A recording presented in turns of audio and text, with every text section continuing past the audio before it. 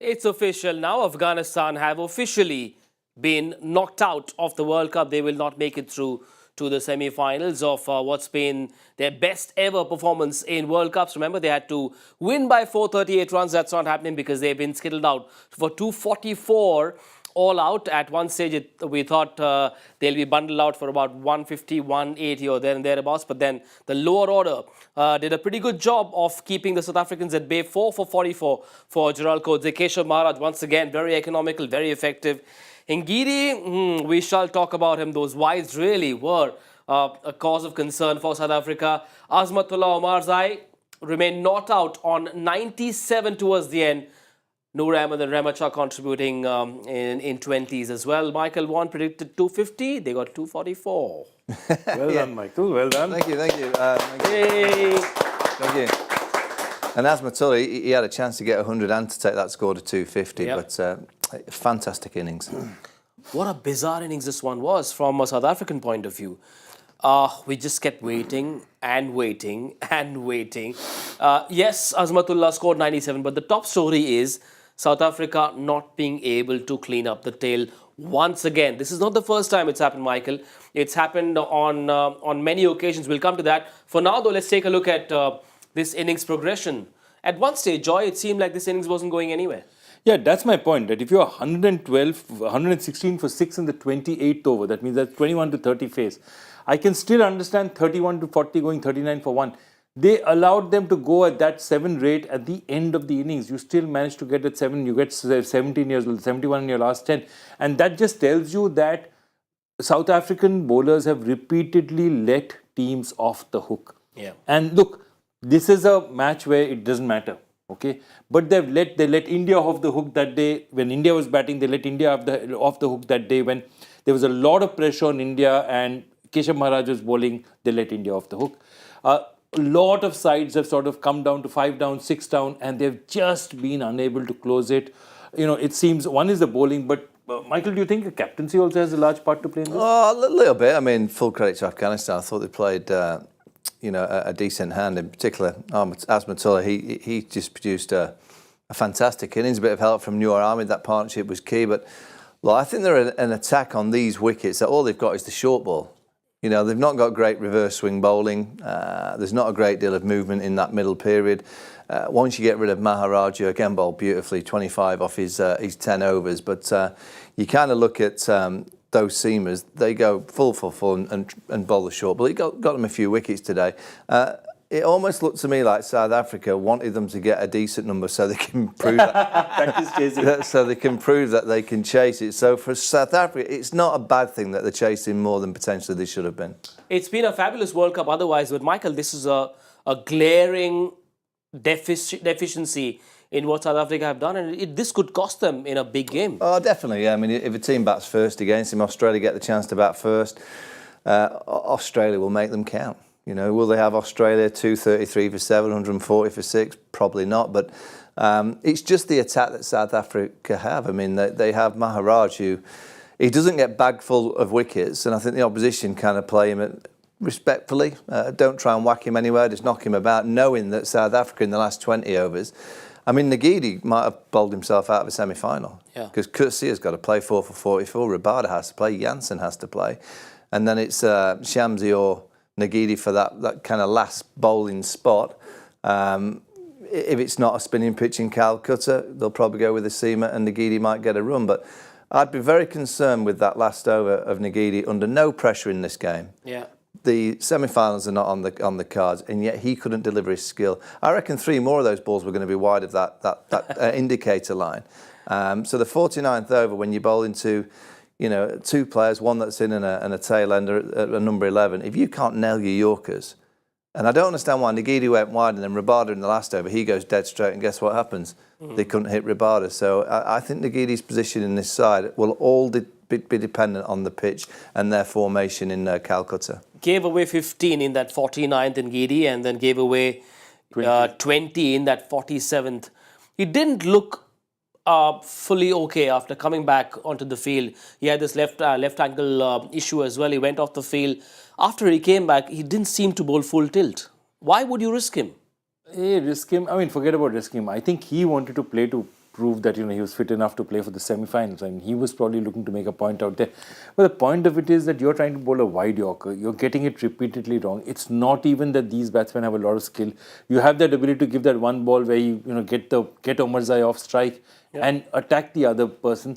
There just was no intent out there. And if you look at that, that's the one thing. Remember, they made this mistake before. Netherlands were 145 for 7 and they went on to get 240 and they won the game. And that's the thing about these South Africans. They don't seem to put people away, and which is why I was asking about, especially about Bavuma. It's not, I was looking at him when he, the first, he kept bowling the wide Yorker, kept missing his line. And, you're wondering whether he'll rush across, have a chat with him, nothing. So once he got the ball, he thought of probably going and then he, walked a few yards and he threw it away. And that's what I was thinking, that somewhere there, this is a bowler who's clearly doing something which is not working. Yeah. And even though it's not a low pressure match, this is actually the kind of match where you can tell people, and it's okay to tell people and change, because nothing is at stake. There is nothing at stake in this match. I think you now look at all the 4 semi-finalists. India, they don't have any weaknesses. You look to Australia, I think they have a semi-weakness against playing spin, apart from Maxwell, who's a genius. New Zealand are just kind of a solid team, back in form, all the players are back fit. Their weakness is that they just don't get to win many trophies. They're giving themselves a knocking on the door, but they haven't been winning trophies, but they're a very consistent side. But South Africa now clearly have a chasing weakness, which is why it's good for them to chase tonight, but also this ruthlessness in the field.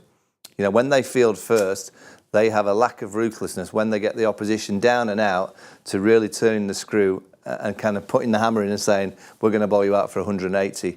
It might cost them in a semi. Yes, Ngidi was poor, but can a performance like this negatively or adversely affect the confidence of the bowling group as a whole? No, they'll be happy because they're chasing 240 odd. But again, when you are breaking down in a performance, you always break down the performance of what is the best it could have been.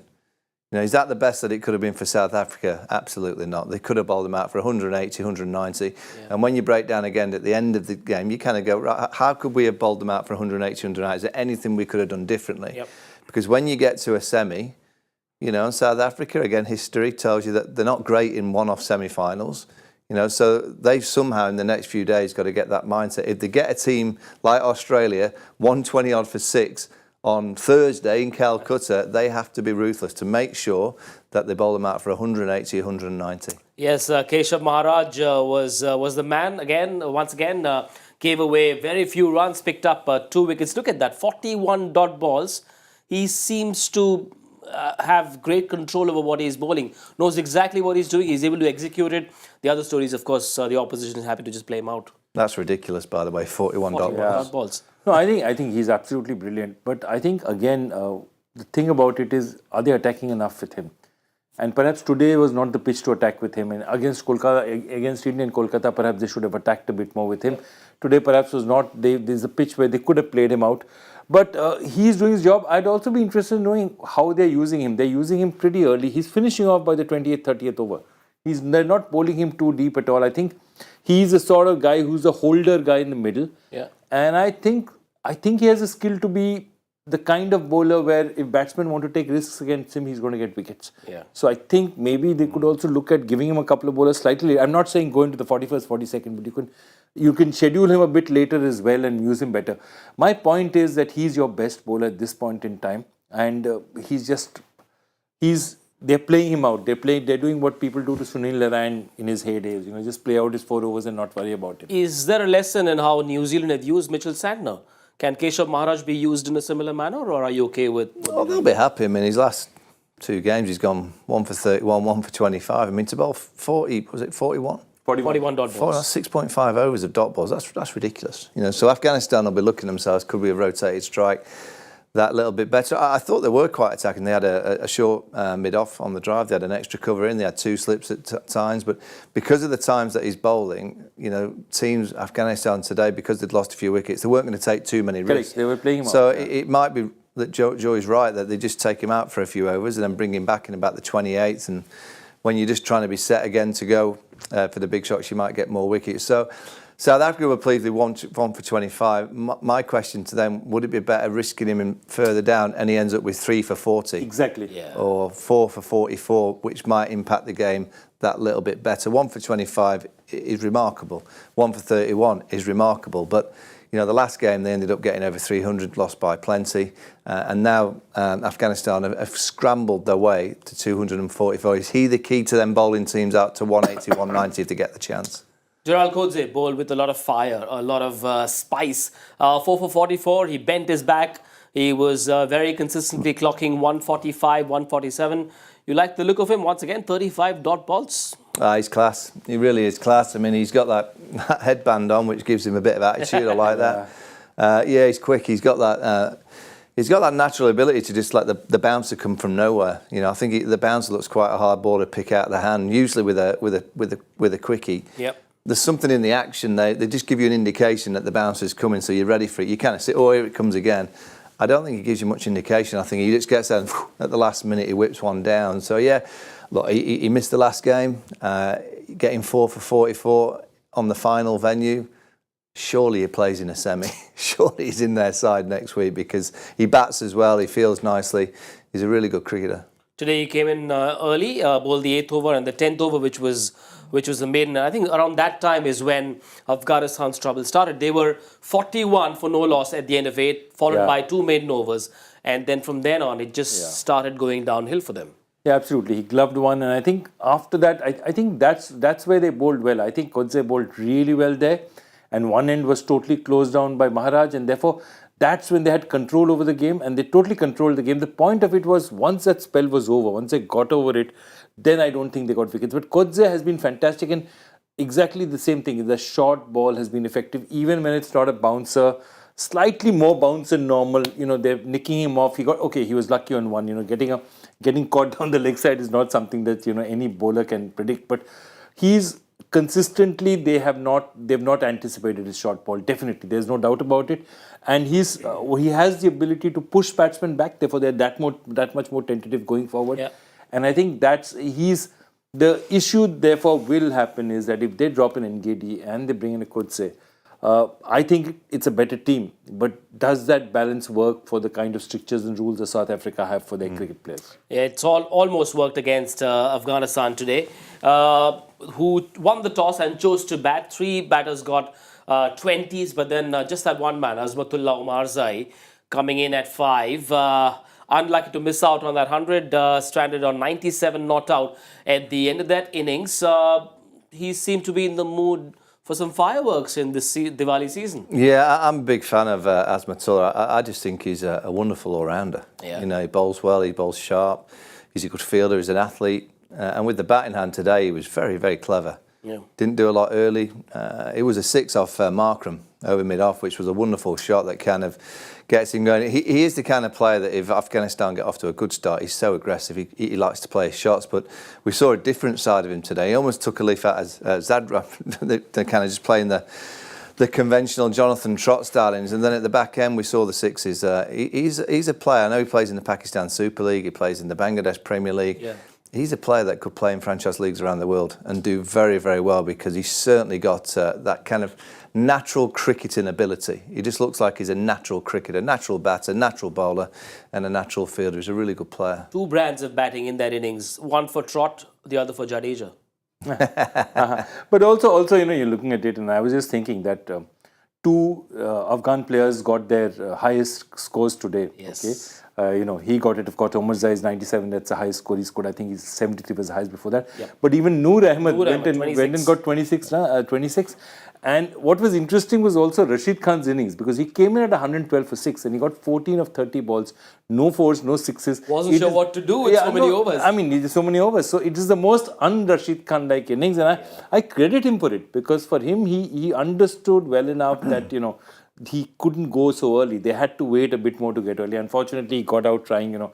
It's something he couldn't do very much for, but Felukwayo got him finally. But I mean, till then he had held himself. He said, I'm not going to take any risk. I'm going to take them deep. So I think they batted in that sense. Their bowling batted with a lot of responsibility just to make sure that they had a target to bowl at. This Afghan team could have ended up at 175-80. That extra 65-70 runs is Omarzai and the bowlers. And I think they did a really good job there, because at least now when they go into the dressing room, they're looking at it and saying, you know what, 240, 245, this is what they got, this is what the Netherlands had, and they couldn't chase it. We've got ourselves a game. Omarzai, one among this rare breed of cricketers, pace bowling, all-rounder. We in India have been searching for one more after Hardik Pandya. Once he goes off, the whole balance gets disturbed. Somehow India have managed without him. Marco Jansen is another one. There's not too many like Omarzai on the circuit, isn't it? No, I mean, I guess Ben Stokes, when he's fit to bowl, you've got another one there. But yeah, all-rounders are the key to kind of a captain's dream. You know, a coach's selectorial kind of team's dream is to have that all-rounder that you just know can give you a little bit of everything, and then you can decide upon the bowling unit in terms of the different formulas, different formations. He's going to be around for a long while because he's got, as I said, he's got a natural cricketing ability. You know, he just seems to read the game naturally. And I do like Rashid Khan and what Joy said about Rashid Khan. The really impressive thing about this Afghanistan team is they've played for the team. So every time the situation has kind of dictated to them that they must play the sensible way because that's the best thing for the team to just get a number on the board, they've done that. You know, they're natural. You know, Rashid Khan wants to go out there and play the helicopter shots. That's what he wants to do. He wants to try and hit sixes. Yeah. But the team didn't require that at that stage today, so he had to play conventionally, hang in there. Azmatullah was playing nicely. So I think that's the biggest credit that Afghanistan will take from this World Cup, that of all the teams, I think they've maximised the team ethic and ethos more than any other team. I think they've eked out every ounce of ability. I think they've eked out every ounce of culture and dressing room kind of togetherness. They've fought for each other. So I'm pretty sure, I'm still going to say India are going to win this World Cup. I'm going to stick by that. But I think at the end of the tournament, the team that has won the hearts and has been the best team collectively, because they've really eked out their performances, I'm going to say it's Afghanistan. Yes, Afghanistan, one of the lesser fancied sides before the start of the World Cup, have played to their potential. They've optimized all the resources that they had, and they've been one of the more memorable stories of this World Cup. They have, with this performance, qualified for the Champions Trophy, which is to be played in 2025. Bangladesh have not qualified for the semis, but they're still hoping to be one among those 8 teams who will be in action at the Champions Trophy. They played their last game in Pune against the Australians, who have already qualified for the semis, who play against South Africa in that semi-final, the second semi-final, which will be played in Kolkata. Australia coming off a crazy win, courtesy Mad Max, the Big Show. Glenn Maxwell, very important that Australia keep that winning momentum going. Do they experiment? Do they try and maybe rest someone like a Maxwell, keep Smith out? What do they do? Well, I think Steve Smith will come back in if he's recovered from his vertigo. I think the key decision for this Australian team, because actually I thought their formation against Afghanistan at the Wankhede was better with just one of Smith and Labuschagne. Exactly. I think they've got a more powerful batting lineup when you've got Marsh at 3, one of Smith and Labuschagne at 4. English will be under pressure. You know, he was out first ball, so will they make the call in bringing Carey back to keep and bat? I'm not too sure whether that's right at this stage, but I think his position in the team is being talked about. And then you had the likes of, obviously, Maxwell coming in, and then Stoinis. Stoinis played a shot against Afghanistan. I've never seen him play. He got out reverse sweeping. He doesn't reverse sweep. Yep. So I don't know what they'll do. Whether they'll play Marnus and Steve Smith as a shoot-off tomorrow, knowing that that's the formation that they're going to go into the semi-final, or they'll stick with the formation, give Stoinis another run. They might change the bowling attack because they might just want to rest one of the quicks and give Sean Abbott a run out. But it wouldn't surprise me if they played a similar team, because once you get on a winning run, they've won, 5 on the trot now, Australia? Yep. But certainly for me, Australia's best formula formation was what they picked in Mumbai, and that was one of Smith and Labuschagne. Smith wasn't fit, so Labuschagne played. Australia lost their first 2 games and then won 6 matches on the trot, not 5. 6 it is. This match, the 11 that Australia play, is that most likely going to be what they go in for the semi-final with? No, that's exactly what you're saying. That, you know, there are two ways of looking at this match. One is to say that Smith and Labuschagne playing together has not really worked for them, and this is something we've been doubting from the start of the tournament, because one of those guys you use as a pivot to play around, but you don't use two of them. I mean, that takes away a little bit of firepower from your order. So what Michael is suggesting is, do we play them both and say the guy who's in form is going to play the semi-finals and perhaps the final? Or do you turn around and say that, let's stick to this formation, give Stoinis another chance, and either keep Labuschagne or bring Smith in his place? So you've got that choice, and perhaps maybe drop a bowler or two. I think the interesting thing about the bowlers will be, the other thing is, does Maxi need a rest at all? Is he tired out? Does he need a rest? Yeah. That's the other thing that they could be looking at and saying that, maybe he's just give him a bit. But he's the kind of person who is even 80% fit will want to play, because he's a streaky player and he wouldn't want to interrupt his momentum right now. But I see Sean Abbott probably getting in if, one of the fast bowlers, just give them a bit of a break. Australia have qualified. Bangladesh, as I said, eyeing that Champions Trophy spot. Even if they lose this game against Australia, they've got to ensure it's not too big a loss, because remember, there's Sri Lanka, there's Netherlands as well, who will be hoping that Bangladesh lose by a big margin. Things have gone from bad to worse. So them, Shakib Al Hasan's gone back home. In comes Anamul Haq in this squad. What do? They need to win this one, or at least lose this one, not by a big margin, to get into that Champions Trophy 8. Yeah, obviously beating Sri Lanka was a big night for them. Shaki, but I don't know how he got injured. It was a bit of a shock to me the next day when I hear that he'd broken his hand. I was like, I didn't see that on the pitch, but he's obviously gone. He's a key player for them. He found form against Sri Lanka. Look, they've been disappointing. Yes, they played well against Bangladesh. It was a performance on the back of huge controversy in the way that they got Angelo Matthews out, but I think Bangladesh have all this. You look at Afghanistan. We're praising Afghanistan because they're collective. They play together. They play sensibly at the right time, and then obviously they're flamboyant at the end of the innings. Bangladesh don't play as a team. They've had one performance for me, and that was against Sri Lanka, and that was when the captain suddenly got the bat in hand, and probably the trigger of Angelo's kind of dismissal had triggered him into that kind of performance. He's that kind of character. But I don't think Bangladesh have played anywhere near the potential of their side. I think they've got some decent players, some young players. I think that's the one thing for Bangladesh, is that they've got these under-19 players. They're the champions of the under-19 World Cup, and they've got young players in the side that are going to be around for a while. And that's now what Bangladesh cricket needs to do, is almost reset, bring through a new generation of young players and stick with them for a few years. I'm pretty sure they'll make the 25 Champions Trophy and then look for a 4-year build going into the next World Cup. Tuscan hasn't done well. Bruns haven't come from the openers. Just nothing's gone well for them. Yeah, look, I think it's time to give, even, I would say that even, forget what the match is. Mushfiqul Mahmudullah, it's time they have to look at making a new core. And they have that core. Of course, the problem with them is that all of them haven't got runs. Tanzim hasn't got runs up front. You haven't got runs from Tawhid Hridoy. Shariful is the one player who's come through the ranks. You're still Mehdi Hasan Miraj is your top player. Mehdi, Litton, these are the players. Shanto, these are the 2-3 players who are giving them enough. Yeah. The rest are just clearly not giving them enough. Mahmudullah, but again, Mahmudullah is there, still scoring runs for them, but Mahmudullah is not batting. If you saw the last match, it's great. He got Bangladesh into a position of a respectable loss instead of a devastating loss. But if you see Mahmudullah's press conference at the end of the day, what is he turning around and saying? He's saying that, I have a lot of things to say, I don't want to say it now.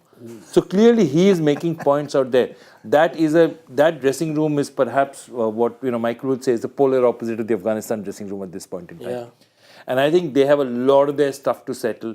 They just need to go there, get this game over with, and then just decide who is it that's going to run Bangladesh cricket, who is going to be the captain, who are their long-term players, because it's not a lack of talent, it's just a mess out there, and there's so much, if you read Bengali, you just have to, some of the media going around there, allegations, counter-allegations, suspicions, somebody sabotaging the team, who is the saboteur inside the team, it's a mess. Well, there's a fair bit of turbulence in the subcontinent. Things are going wrong for Pakistan, for Sri Lanka down south, Bangladesh as well. India, the only hope as of now for Asia. Quinton de Kock will be in focus in this second innings. Quinton de Kock has been an absolute bombshell for the South Africans. He scored runs by the tons. He is in line to go past Sachin Tendulkar's most runs in a World Cup score. Look at his innings progression. He just gets better and better and better. This is his progression in centuries this World Cup, Michael. Yeah, and I guess that's going up in the gears and then realising when you get to 31 that you can just kind of knock it around and then explode in the last 10. That's the perfect kind of scenario, is that he gives himself a chance. Still strikes at 80 in the first 10, and then he gets above 100 from 11 to 20. Then he goes again from 21 to 30. And if he's still in there, he probably realises it's his kind of position to bat all the way through, so he then drops it down a bit and explodes for the last 10. So that for me would be the perfect scenario as an opener strike rate. You know, I think that's high class. I think it's the beginnings for him because his hundreds have all come batting first. Yep. His hundreds have all come in the day. When he's out there, he's not kept. Perfect wickets. Go and get South Africa off to a really good start. And he's done it on 4 occasions where he's got 400. Batting under the lights later on at night, having kept for 4 hours, and it is always 4 hours. He hasn't got the score, so for his own confidence, knowing that you've no idea what you're going to do in the semi-final, bat first or second, he could do with the score tonight. So he can just tell himself, yes, I can keep for 4 hours, and then I can have 20, 30 minutes break, and I can go out there and play to a certain level. So I think it'd be good for him personally if he can get a decent score tonight. Only 245 on the board, so he does have enough time to sort of settle in, doesn't have to go bang bang from ball one. See, I think he's got the talent. He goes bang bang when he sees the ball which can be hit, and he's got that ability, that one pickup shot of over square leg. I mean, he's just, that's, I mean, they should patent, like everyone has a patent, Sachin straight drive, that's his shot, you know. But I think the other thing was, you know, I was looking at his 31 to 40, and one of the reasons why his 31 to 40 he dips again is that's usually the time the other guy at the other end is going berserk. You know, somebody like a Klaasen or somebody like a Van Dusen or somebody like a Miller is going berserk. And then 41 to 50 both go berserk, and that's where he goes up and goes to 237 as well. So look, that's it. He is, I think it's a very important point he's made that, you know, so far he's not got runs under pressure, you know. When we were discussing again that, you know, is Maxi's innings were the greatest one-day innings of all time, and, you know, you talk about 189 and 175, none of them were batting second. Yeah. So the batting second is a pressure. Why Virat is regarded as one of the greats of all time is because his ability to score in chases. And I think that's something Quinton's achieved so much in international cricket. Perhaps this is one of those things, one of those last few boxes he has to tick. Well, he's got 3 more innings because he's retiring at the end of this World Cup. So potentially 3 more innings to make a huge statement on his career. 3 more? You were saying South Africa beats Australia? Well, I'm just saying he's got a chance for 3 more innings. He has a chance to play 3 more innings in 50 over international cricket. What a way to go out if he could get South Africa to a final. Though Michael, in this age of international cricket, which league cricket, okay, all retirements are like Afridi retirements. You never know when they'll be withdrawn because they're all got an asterisk next to it. All asterisks, because all you're saying is, okay, if you allow me to play these 4 leagues and I can still play for my country, I'll play. So every country they'll announce retirement. If you're serious about retirement, get off WhatsApp because you never know when you get a message from another senior player. It happened to Ben Stokes. But, you know, the top 3 of South Africa don't have great numbers against spin, and spin is what Afghanistan's strength is. This is where Afghanistan will believe they have a chance of getting early inroads. Do they go spin in the first 10 overs? Or I don't think they'll go spin. I think Mujib generally opens the bowling, who, you know, in the first 10 he has an economy rate of 4, which is incredible. Yeah. South Africa against spin, I think it's exactly, that's why Noor Ahmed played today, because I think all the data and all the information tells you that South Africa against spin, you've got a chance. Whether it spins a lot under the lights, because I was there the other day when England were chasing against Australia. They didn't chase down the 290, I think it was, but the ball definitely skidded on. Later on at night, the dew factor, but it comes in about, I reckon in about an hour's time. So they've got about an hour's batting without the dew, and then it gets a little bit harder for the spinners. Mujib looking to make amends for that drop catch of Glenn Maxwell as well. Is he still a mystery, or you reckon batters have found their way against Mujib? Look, I mean, it's to be honest with you, yeah, he was much less known. See, he says that I'm not a mystery bowler. I'm a carom bowler, and I bowl the googly as well. But I'm basically a carom bowler. It's basically, I'm a finger spinner, but I use the fingers in a different way from which normal spinners do. But the way he uses the ball is, he's a very, very clever bowler, very smart bowler. But come on, he's playing in leagues around the world now. Yeah. He's making a living. He's playing everywhere from the IPL. People know there's enough analysis on him, enough analysis on where he releases the ball. So he's no longer a mystery to anyone.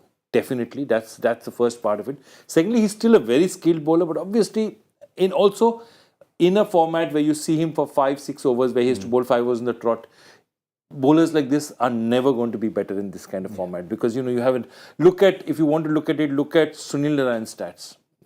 See his 4-over cricket, 20-over cricket and his 50-over cricket stats, and you'll see that carom bowlers, guys who use the finger a lot, guys who's difficult to pick off the fingers. They generally don't do that well in slightly longer forms. Joe, you make a good point about the franchise leagues, and these players get to see each other so much more often.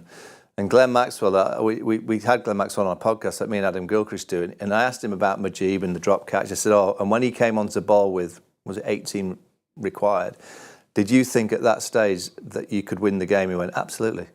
I went down to Pat Cummins and I said, this is the over, we're going to finish it.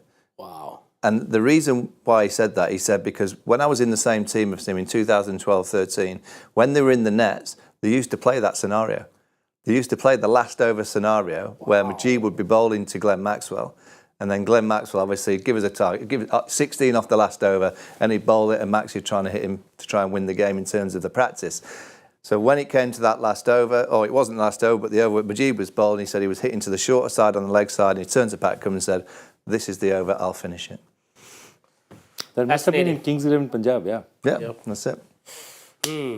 Well, I suppose Sunil Narine, Joy mentioned Sunil Narine, not a bad, not too bad with the bat. I think he is. I've just been told he's still got very good numbers, even after having played a strike rate of 160 for Sunil Narine. He's more a batter than a bowler now. Sunil Narine, he hasn't seen a ball he didn't like.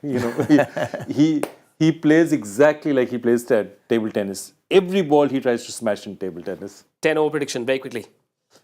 71. Ooh, 58. 86. Whoa, hello. The cock in the mood. That's it for now on Cricbuzz Live. We'll see you after 15 on Cricbuzz Combox.